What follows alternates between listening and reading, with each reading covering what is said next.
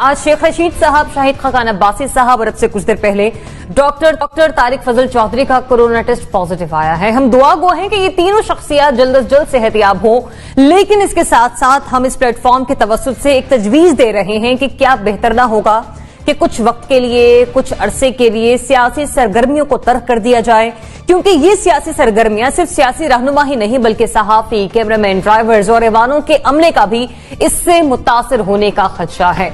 जबकि prime minister Imran Khan आज एक बार फिर कौम से मुखातिब हुए और उन्होंने आवाम से एहतियात की अपील करते हुए कहा कि जुलाई या अगस्त में कोरोना केसेस उरूज पर होंगे, लेकिन हमारा सवाल यह है कि जरूरी इकदाम के बजाय सिर्फ खतरे की घंटी बजा देना ही काफी है, क्योंकि प्राइम मिनिस्टर इससे पहले भी कई बार अलार्मिंग सिचुएशन के हवाले से आवाम को आगाह कर चुके हैं।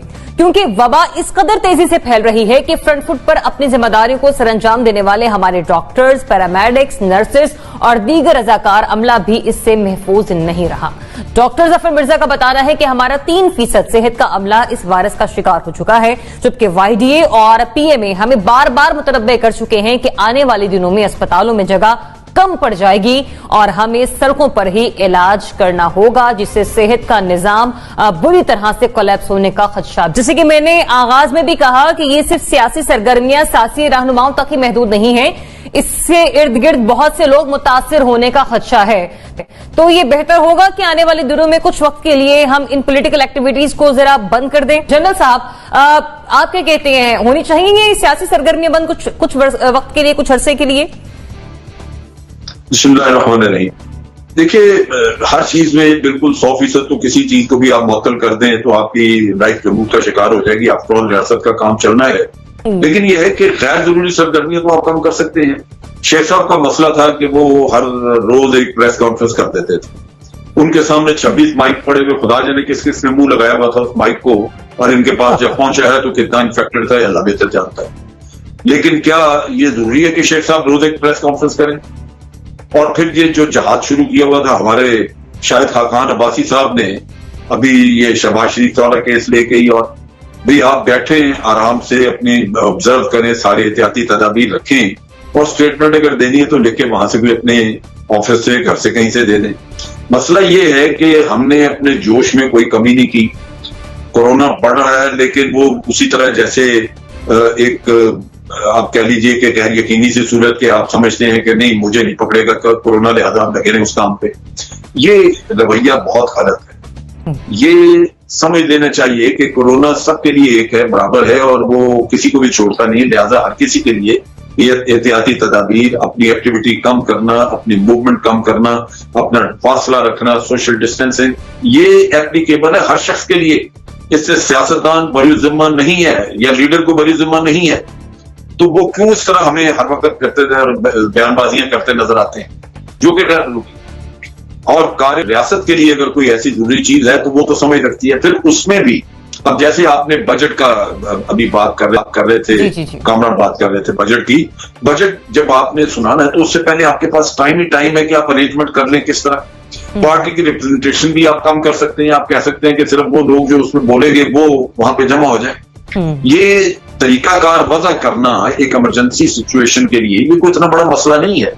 और आप अगर ये अरेंजमेंट पहले से कर ले, सोच लें, अगर आप हमेशा वक्त से पीछे ही रहें और इवेंट्स आगे भागें और आप पीछे पीछे हों तो फिर वो प्लानिंग नहीं होती, बल्कि आप you are taken over by the events और अल्टीमेटली फिर खमियाजा भुगतना पड़ता है। तो बेहतर यह है कि हर आने वाले इवेंट के लिए पहले से प्लानिंग करें, लोगों की चेकिंग करें। किसी को भी अगर थोड़ा बहुत सिम्टम्स है तो उसको कहेंगे कि आप बड़ा मेहरबानी ना आए यहाँ पे पार्लियामेंट में, और इसी तरह बाकी जगहों पे भी।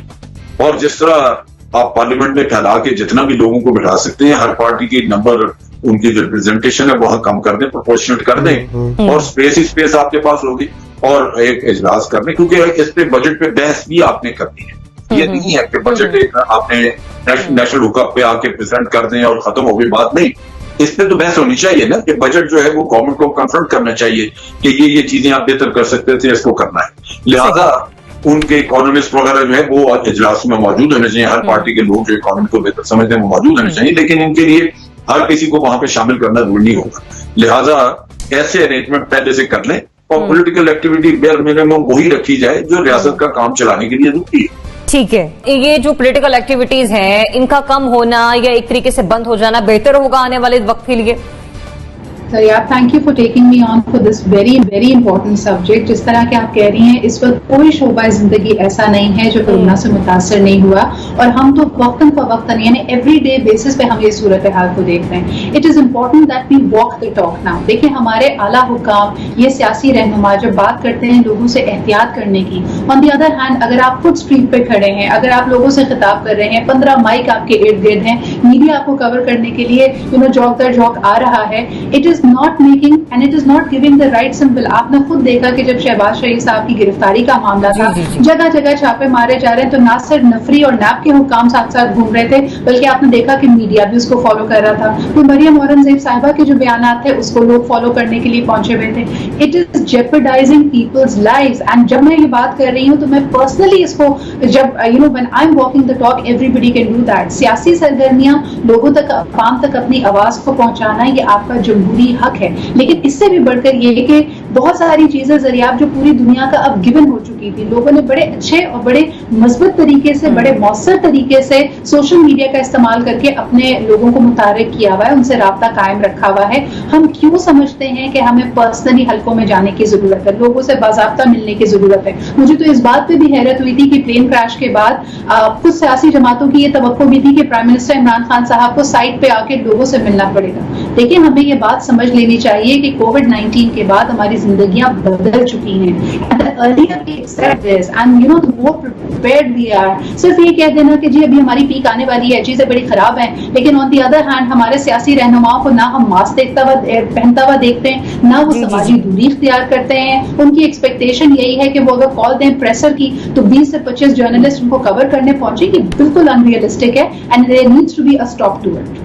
एग्जैक्टली जब बहुत सारी डिपार्टमेंट्स, बहुत सारी जगह हम लोग वहां पर इसकी एहतियात कर सकते हैं, बहुत सारी हमने आगे एसओपीज भी दे दिए, तो यहां पर भी पार्लियामेंट में भी उसी तरह के एसओपीज जो हैं वो लागू होते हैं, और ये जो जितनी भी पॉलिटिकल सरगर्मी हैं उसको भी उसी के मुताबिक हम ढाल सकते हैं। इमरान खान साहब के हवाले से बात कर लेते हैं, जो कि आज एक बार फिर आवाम से मुखातिब हुए और उन्होंने खबरदार किया कि जुलाई या अगस्त में मुल्क में कोरोना केसेस उरूज पर होंगे। खान साहब ने क्या बात की, वज़ीर आज़म साहब ने उस पर हम बात करें कि अगर अवाम एहतियात कर लें तो पाकिस्तान इस तबाही से बच जाएगा जो कि दीगर ममालिक में आई है। वज़ीर आज़म ने यह भी कहा था कि अगर एहतियात ना की तो बहुत मुश्किल वक्त आने वाला है, लेकिन इस किस्म की अलार्मिंग सिचुएशन से प्राइम मिनिस्टर हमें माजी में भी आगाह करते रहे हैं। क्या कहा उन्होंने, आज जरा सुनिए। एहतियात ना की, मैं आज आपको कह रहा हूं कि एक बड़ा मुश्किल वक्त आपके लिए आने वाला है। हमारे ख्याल में जो पीक है वो जुलाई के आखिर में या अगस्त में आएगी, जो पाकिस्तान में जो पूरी पीक है।